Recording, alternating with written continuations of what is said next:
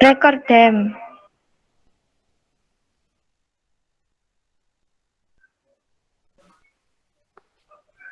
Wis ta? Nggih. Assalamualaikum warahmatullahi wabarakatuh. Waalaikumsalam warahmatullahi wabarakatuh. Mari kita mulai presentasi di pertemuan ini. Monggo langsung Mbak Alif. Baik, terima kasih kepada moderator. Izin mengambil alih. Izin share screen ya teman-teman.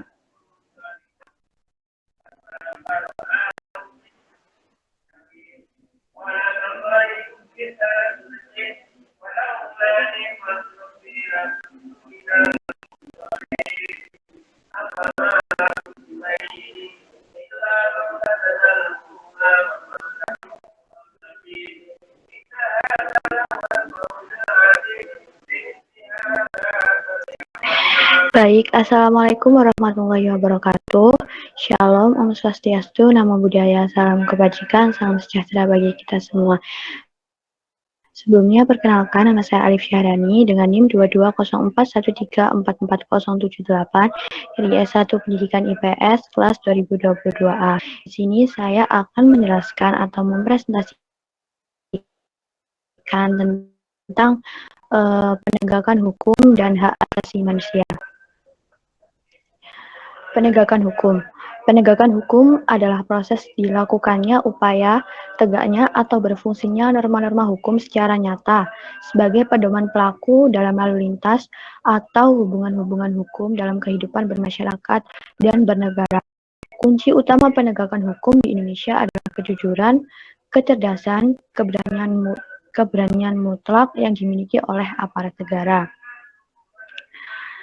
Kemudian penegakan hukum ini bukan hanya tanggung jawab dari pemerintah saja, tetapi merupakan tanggung jawab bersama seluruh warga negara. Jadi hukum di Indonesia itu adalah keseluruhan kaidah dan asas berdasarkan keadilan yang mengatur hubungan antara manusia dalam masyarakat yang berlaku dan diterapkan di Indonesia. Indonesia sebagai negara hukum ini diartikan bahwa semua penyelenggaraan pemerintahan dan kenegaraan itu berdasarkan atas hukum, bukan berdasarkan atas kekuasaan belaka, yang artinya semua persoalan kemasyarakatan, kewarganegaraan, pemerintahan atau kenegaraan itu harus didasarkan atas hukum. Jadi hukum bertujuan untuk mengatur kehidupan dan ketertiban masyarakat. Nah, penegakan hukum ini kan merupakan rangkaian atau proses untuk menjabarkan nilai, ide, cita, tujuan hukum atau cita hukum memuat nilai-nilai norma moral seperti keadilan dan kebenaran. Nilai-nilai tersebut ini mampu diwujudkan dalam realitas yang nyata. Nah, implementasi penegakan hukum ini membutuhkan suatu proses yang tidak mudah dan harus disesuaikan dengan tujuan hukum itu sendiri.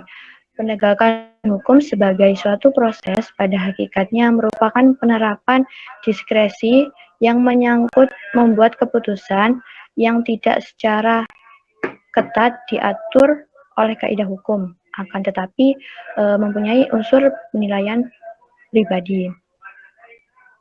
Jadi secara konsepsional ini, inti dari penegakan hukum terletak pada kegiatan menyelesaikan hubungan nilai-nilai terjabarkan di dalam kaidah-kaidah yang mantap dan sikap tindak sebagai rangkaian penjabaran nilai tahap akhir untuk menciptakan, memelihara, dan mempertahankan kedamaian pergaulan hidup. Kemudian, unsur-unsur hukum. Unsur-unsur dari sistem hukum ini ada 3. Yang pertama, substansi hukum atau legal substance. Nah, ini tuh berisi tentang isi hukum itu sendiri. Jadi, substansi hukum merupakan proses pembuatan suatu produk hukum yang dilakukan oleh pembuat undang-undang. Presiden dan DPR adalah lembaga hukum lembaga hukum eksekutif dan legislatif yang diberi wewenang untuk membuat undang-undang sesuai dengan ideologi di Indonesia. Nah, pembuatan produk hukum harus mencerminkan nilai-nilai dasar keadilan, kemanfaatan, dan kepastian hukum. Dan hasil produk hukum itu sendiri harus sesuai dengan kebutuhan masyarakat sekarang atau yang ada di masa depan. Kemudian yang kedua, struktur hukum atau legal struktur. Nah, ini tuh merupakan kerangka atau rangkanya. Jadi bagian yang tetap bertahan, bagian yang memberi semacam bentuk dan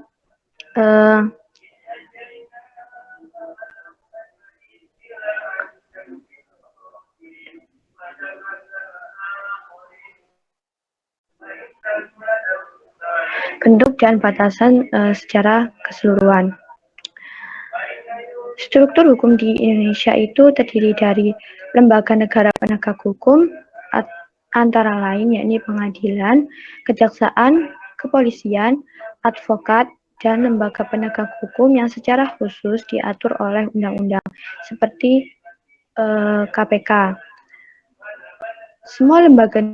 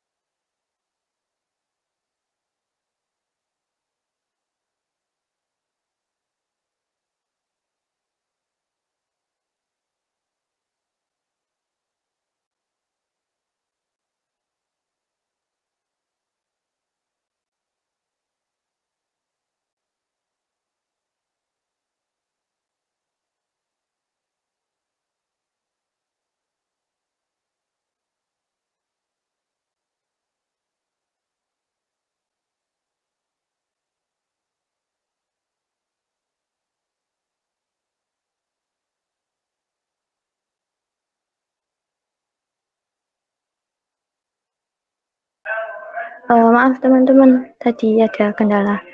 Oke, lanjut ya. Yang ketiga itu budaya hukum atau legal culture. Nah, ini tuh merupakan kebiasaan yang tumbuh di masyarakat. Jadi budaya hukum ini mengandung makna proses internalisasi nilai-nilai yang hidup dan berkembang dalam masyarakat, yang dapat dijadikan sebagai landasan dalam pemahaman dan penegakan hukum.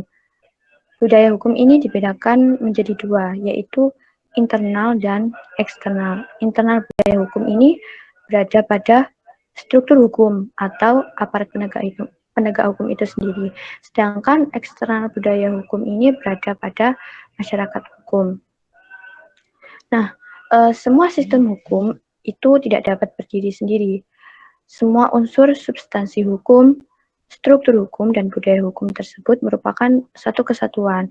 Apabila ada kesalahan pada salah satu unsur, maka akan berdampak pada unsur sistem hukum yang lainnya. Kemudian faktor-faktor yang mempengaruhi penegakan hukum. Penegakan hukum di Indonesia memiliki faktor-faktor guna menunjang berjalannya tujuan dari penegakan hukum tersebut. Faktor-faktor yang mempengaruhi penegakan hukum di Indonesia itu yang pertama ada faktor hukumnya sendiri. Produk hukum yang diciptakan oleh lembaga eksekutif dan legislatif itu merupakan produk hukum yang memiliki yang berguna untuk tata urutan perundang-undangan dan tertuang pada pasal-pasal yang ada di Undang-Undang Dasar. Kemudian yang kedua adalah faktor penegak hukum. Penegak hukum yang diakui oleh pemerintah Indonesia itu sesuai undang-undang yang berlaku, yakni ada kehakiman, kejaksaan, kepolisian, kepengacaraan, dan permasyarakatan. Penegak hukum memiliki tugas menerapkan hukum yang bertanggung jawab, di mana tidak menggunakan kewenangannya untuk menggunakan hukum. Jadi, penegak hukum ini tidak boleh menyalahgunakan kekuasaannya dalam melakukan penegakan hukum. Kemudian yang ketiga, itu faktor sarana atau fasilitas yang mendukung penegakan hukum. Sarana tersebut meliputi peralatan yang digunakan oleh aparat penegak hukum. Hal ini menentukan kepastian dan kecepatan penanganan perkara. Peningkatan teknologi deteksi kriminalitas mempunyai peranan penting dalam penegakan hukum. Jadi tanpa adanya sarana dan fasilitas tertentu, maka tidak mungkin penegakan hukum di suatu negara itu akan berlangsung dengan lancar. Sarana atau fasilitas tersebut itu mencakup tenaga manusia yang berpendidikan yang terampil, organisasi yang baik, peralatan yang memadai, keuangan yang cukup, dan yang lainnya. Kemudian yang keempat adalah faktor masyarakat. Nah, masyarakat ini tentunya mempengaruhi berlakunya penegakan hukum, yang pada umumnya masyarakat beranggapan bahwa hukum itu identik dengan pola perilaku aparat penegak hukum, sehingga hukum itu disebut sebagai struktur atau proses. Secara bentuk masyarakat dapat dibedakan menjadi dua tingkat kedalaman yang berbeda. Yang pertama masyarakat yang langsung dan spontan, sedangkan yang kedua adalah masyarakat yang terorganisir dan direfleksikan. Masyarakat dengan pola spontan itu dinilai lebih kreatif secara pemikiran maupun pola tingkah laku. Sedangkan masyarakat yang terorganisir memiliki pola pikir yang baku dan banyak perencanaan yang disengaja. Penegakan hukum berasal dari masyarakat ini bertujuan untuk mencapai kedamaian di dalam masyarakat, karena hukum itu diciptakan untuk menertibkan masyarakat. Jadi tentunya masyarakat itu memiliki faktor yang terpenting dan sangat mempengaruhi adanya penegakan hukum. Penegakan hukum di masyarakat itu juga dipengaruhi oleh kesadaran hukum yang ada di masyarakat. Karena jika masyarakatnya tidak sadar akan adanya penegakan hukum, maka tidak mungkin suatu negara itu dapat menerapkan hukum-hukum yang berlaku. Yang terakhir ada faktor kebudayaan. Faktor kebudayaan ini berupa nilai-nilai abstrak mengenai apa yang dianggap baik dan apa yang dianggap buruk ketika hukum itu berlaku. Nilai-nilai tersebut mencerminkan keadaan yang harus direalisasikan. Keserasian antara kedua nilai tersebut akan mempengaruhi ketaatan hukum di masyarakat. Jadi kebudayaan itu berfungsi sesuai dengan hukum. Jadi hukum itu juga berkaitan dengan kebudayaan. Kan kebudayaan itu kebiasaan atau adat istiadat masyarakat.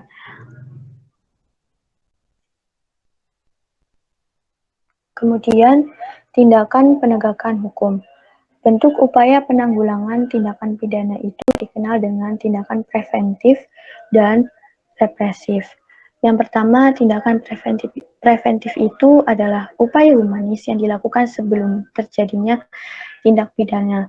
Jadi, preventif itu dilakukan ketika sebelum terjadi suatu kasus kriminalitas itu. Contohnya, penyuluhan, seminar, sosialisasi. Nah, kayak misalkan kan di Indonesia itu banyak terjadi korupsi atau narkoba gitu kan ya. Nah, salah satu tindakan preventif yang dilakukan oleh pemerintah itu dengan adanya sosialisasi tentang bahaya narkoba. Yang kedua, tindakan represif.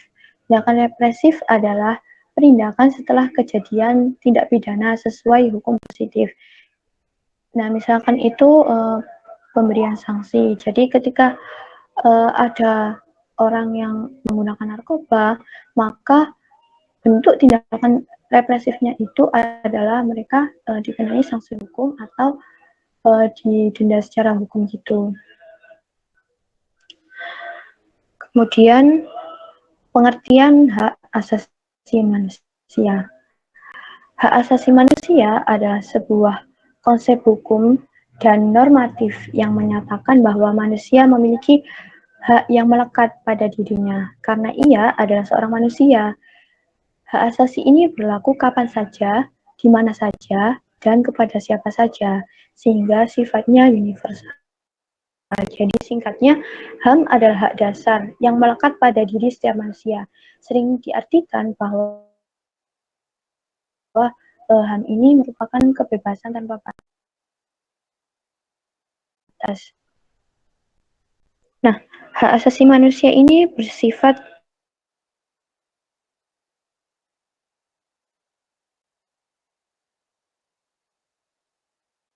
suatu negara atau kewenangan lebih tinggi karena berasal dari sumber yang lebih tinggi.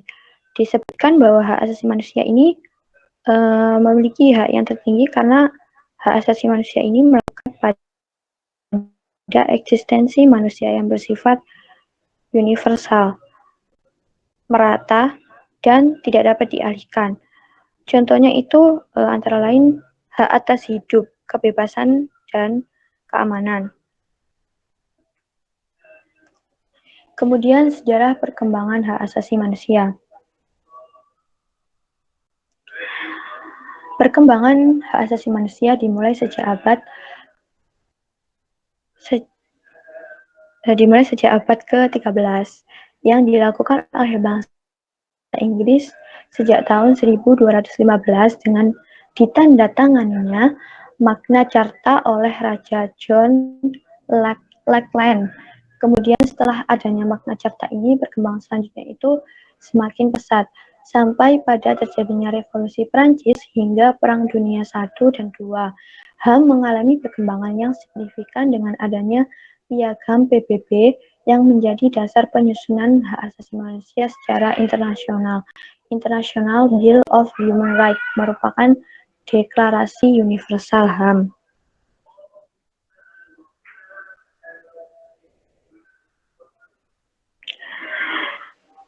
Jadi sejak Revolusi Prancis hingga Perang Dunia I dan II itu perkembangan HAM itu selalu mengalami hal yang signifikan. Jadi mulai diakui oleh beberapa negara dan mulai diterapkan oleh beberapa negara juga sehingga PBB juga ikut andil dalam penegakan hak asasi manusia dan mengeluarkan DUHAM atau Deklarasi Universal Hak Asasi Manusia.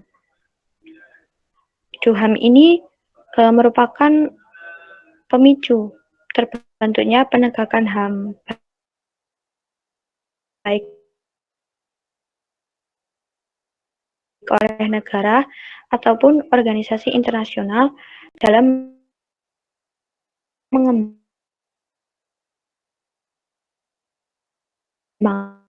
atau menggunakan HAM sebagai bentuk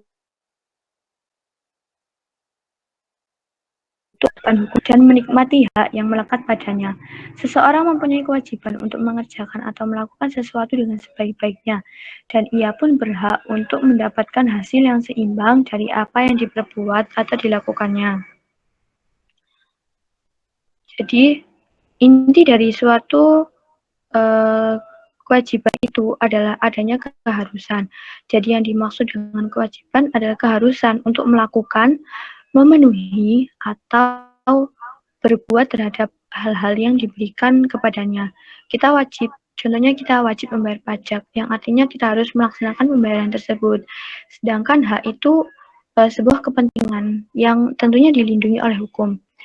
Nah, kepentingan sendiri ini adalah tuntutan perorangan atau kelompok yang diharapkan untuk dipenuhi. Jadi kepentingan pada hakikatnya mengandung kekuasaan yang dijamin dan dilindungi oleh hukum dalam melaksanakannya.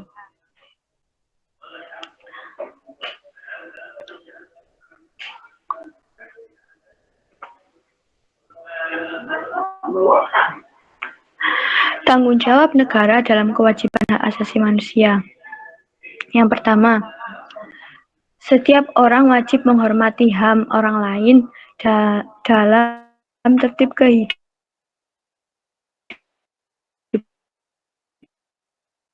bermasyarakat, berbangsa, dan bernegara. Kemudian yang kedua, setiap orang wajib tunduk pada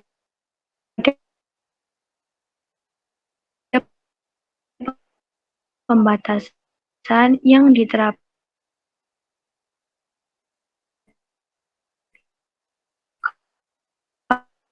oleh undang-undang. Republik Indonesia adalah negara demokratis yang tentunya menjamin hak setiap negara untuk berkumpul, mengeluarkan pikiran dan pendapat yang pelaksanaannya diatur oleh undang-undang. Contohnya, hak setiap manusia untuk bebas memeluk agama dan kepercayaannya merupakan salah satu hak yang paling dasar. Di antaranya, hak asasi manusia, karena kebebasan beragama ini merupakan sumber pada martabat manusia sebagai makhluk ciptaan Tuhan Yang Maha Esa.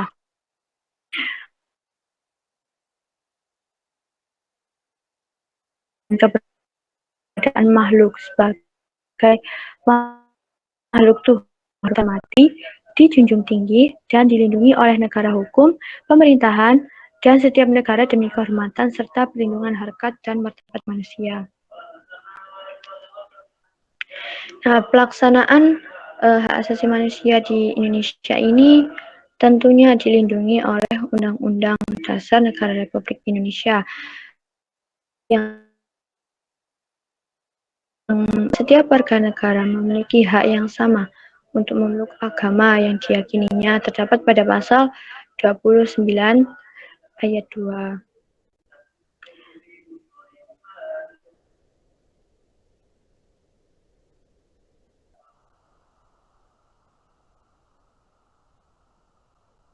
Kemudian instrumen HAM di Indonesia. Instrumen HAM adalah berbagai peraturan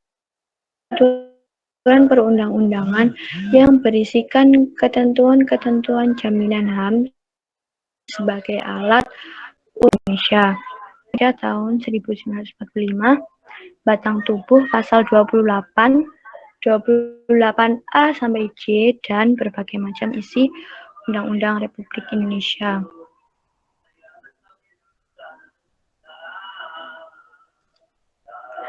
Kemudian keterkaitan HAM dengan Pancasila dan UUD NRI tahun 1945. HAM prinsipnya merupakan hak yang universal, akan tetapi dalam pelaksanaannya itu bergantung pada kondisi politik dan sosial budaya suatu negara. Nah, Indonesia sendiri itu merupakan negara merdeka dengan berasaskan ideologi Pancasila dan konstitusi Undang-Undang Dasar Negara Republik Indonesia 1945 yang menjadi batasan sekaligus berisi pengakuan terhadap HAM. Oleh karena itu, HAM memiliki keterkaitan dengan kelima Pancasila. Yang pada sila pertama itu kan sila ketuhanan yang Esa. Sila tersebut itu mengamanatkan bahwa setiap warga negara bebas untuk memeluk agama dan kepercayaannya masing-masing. Yang kedua, kemanusiaan yang adil dan beradab. Sila ini mengamanatkan adanya persamaan derajat, persamaan hak, dan persamaan kewajiban antara sesama manusia, sebagaimana dalam Deklarasi HAM PBB yang melarang adanya diskriminasi. Sila ketiga, Persatuan Indonesia.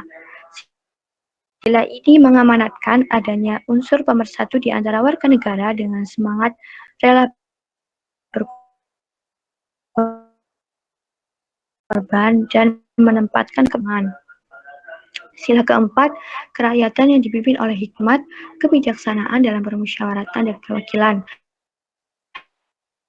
Inti dari sila ini adalah musyawarah dan mufakat dalam setiap penyelesaian masalah dan pengambilan keputusan, sehingga setiap orang itu tidak dibenarkan untuk mengambil tindakannya sendiri atau atas inisiatif sendiri yang dapat mengganggu kebebasan orang lain.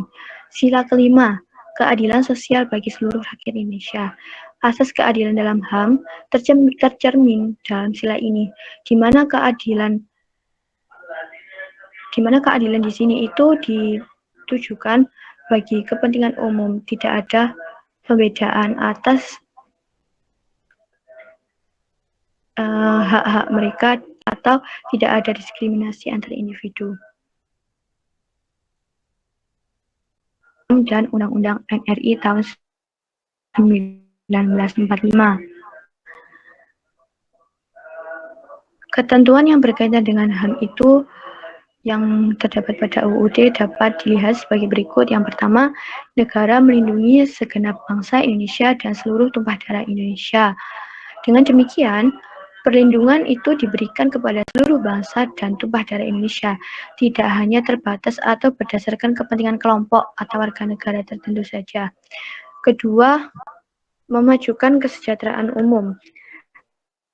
Hal ini mengandung bahwa pengertian pembangunan kesejahteraan secara merata dan setiap warga negara itu mempunyai kesempatan yang sama untuk sejahtera. Ketiga, mencerdaskan kehidupan bangsa. Hal ini berguna untuk meningkatkan sumber daya manusia Indonesia seluruhnya secara merata guna mengejar ketertinggalan dengan negara lain. 4. Melaksanakan ketertiban dunia berdasarkan kemerdekaan, perdamaian abadi, dan keadilan sosial. Membangun bangsa yang mandiri serta berkewajiban untuk menyumbangkan pada bangsa-bangsa lain di dunia tanpa perbedaan. Yang kelima, dalam penjelasan pembukaan UUD NRI ini dikatakan bahwa Indonesia adalah negara berdasarkan hukum, bukan berdasarkan atas kekuasaan belaka. Kaitannya dengan HAM adalah salah satu ciri negara hukum, yakni mengakui adanya HAM. Selanjutnya, dalam penjelasan umum diterangkan bahwa UUD NRI menciptakan pokok-pokok pikiran yang terkandung dalam pembukaan dan pasal-pasalnya, di mana mengandung arti bahwa negara ini mengatasi segala paham golongan dan paham perorangan, demi mewujudkan keadilan sosial berdasarkan kerakyatan dan ketuhanan yang Maha Esa menurut dasar kemanusiaan yang adil dan beradab. Baik, itu saja yang dapat saya sampaikan. Kurang lebihnya mohon maaf. Terima kasih buat teman-teman. Saya kembalikan lagi ke moderator.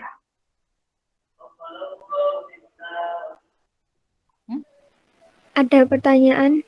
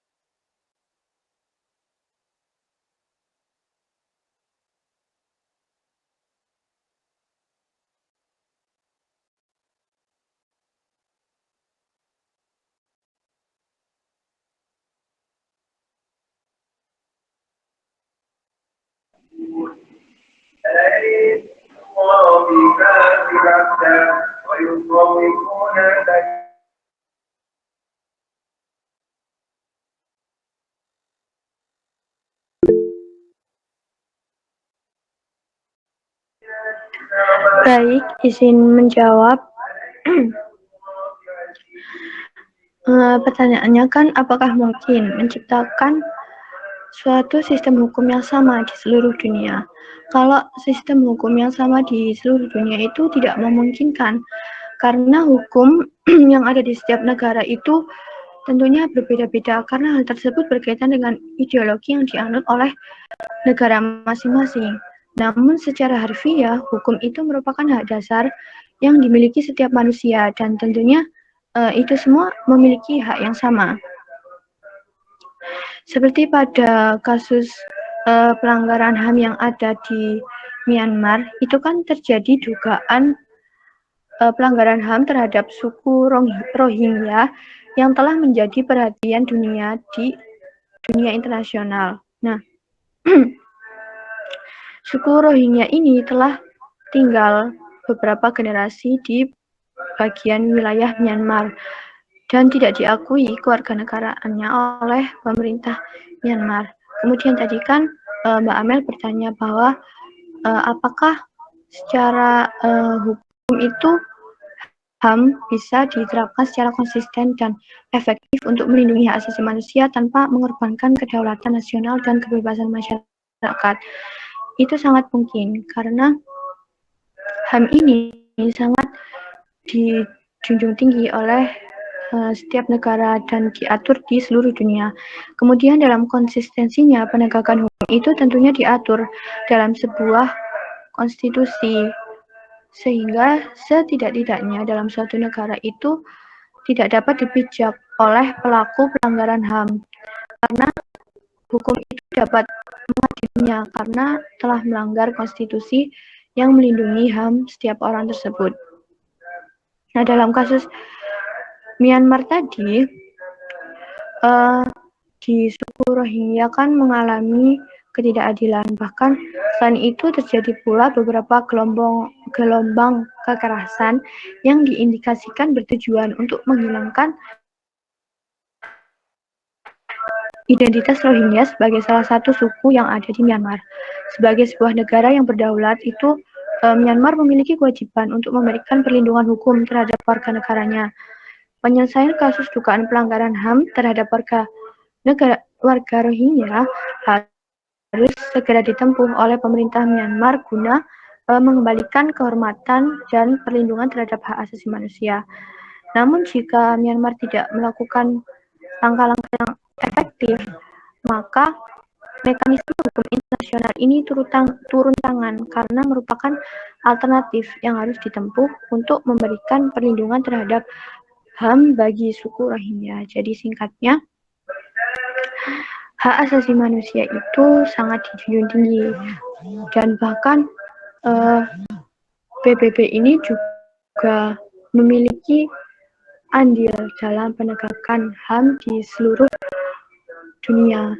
Jadi ketika ada terjadinya pelanggaran HAM itu PBB turun tangan dan beberapa negara juga ikut andil dalam memperjuangkan hak asasi manusia. Gitu. Apa ada sanggahan atau tambahan dari teman-teman?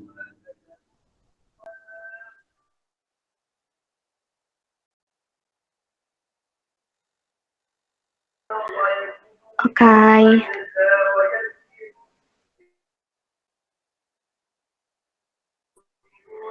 Saya kembalikan ke moderator.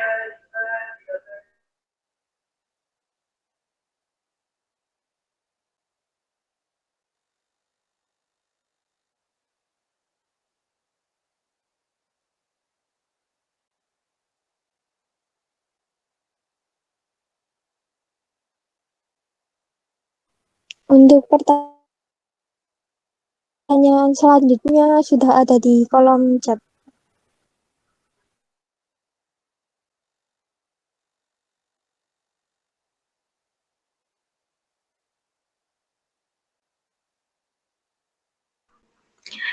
Oke, pertanyaan selanjutnya ada dari Mbak Azni. Saya Azni izin bertanya, bercerita tentang HAM. Sekarang kan sulit untuk pemerintah menjamin perlindungan HAM. Bahkan presiden pun belum tentu bisa melindungi HAM rakyatnya. Nah, pertanyaan saya, bagaimana negara-negara dapat memastikan perlindungan HAM di seluruh warganya, termasuk pada kaum minoritas dan kelompok yang rentan. Jadi, ini masih berkaitan dengan pertanyaan yang tadi bahwa hak asasi manusia itu dilindungi dalam sebuah konstitusi yang ada di suatu negara, di mana konstitusi ini memiliki kewenangan untuk melakukan perlindungan, dan jika ada ketidakadilan, maka hukum yang ada di suatu negara itu berhak memberikan sanksi, peringatan, ataupun hal yang lain yang berkaitan dengan hal tersebut. Bicara tentang kaum minoritas atau kaum yang rentan ini sama seperti suku Rohingya yang ada di Myanmar tadi. Dan ketika itu terjadi, jika sebuah negara tidak bisa melindungi hak asasi manusia, maka suatu suku itu mendapat perlindungan dari hukum internasional, membantu dalam penegakan hak asasi manusia di suku Rohingya yang ada di Myanmar tadi. Begitu, apa ada sanggahan atau tambahan dari teman-teman yang lain?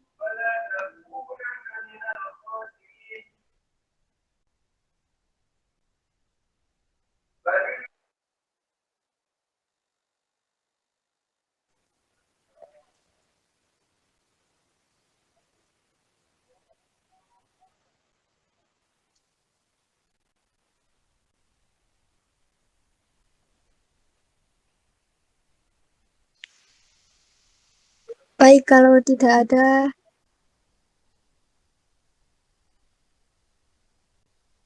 demikian dari saya dan kelompok ini.